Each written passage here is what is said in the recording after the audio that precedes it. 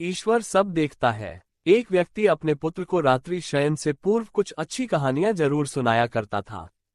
उसने एक दिन अपने पुत्र से कहा, बेटा, एक बात कभी नहीं भूलना कि ईश्वर सब जगह है और वह सब देखता है।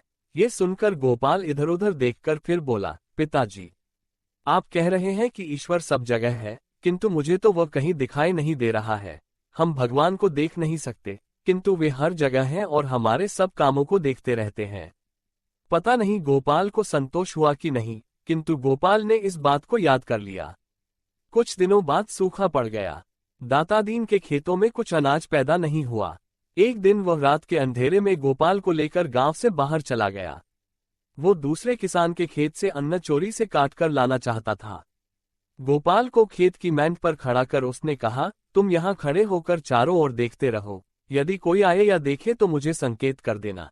दातादीन खेत में गया और जैसे ही उसने अन्न काटना आरंभ किया, गोपाल चिल्ला उठा, पिताजी, रुकिए, क्यों, कोई देख रहा है क्या?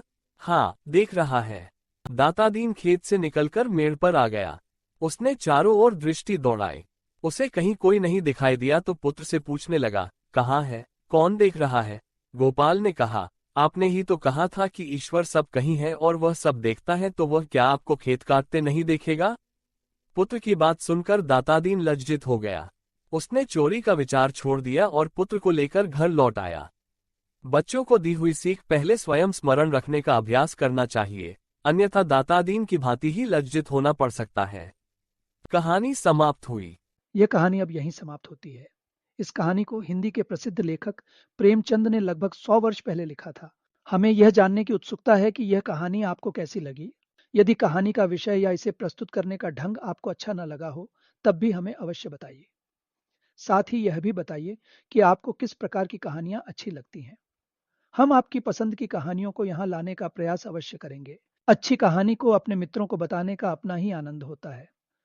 कभी कभी ऐसा भी होता है कि कोई मनचाही वीडियो देखने के 1-2 दिन बाद हम उसे पुनः देखना चाहते हैं, लेकिन वह आसानी से ढूंढे नहीं मिलता।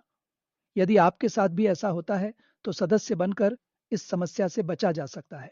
भविष्य में पुनः मिलने के लिए इस बार विदा लेते हैं। तब तक के लिए नमस्कार।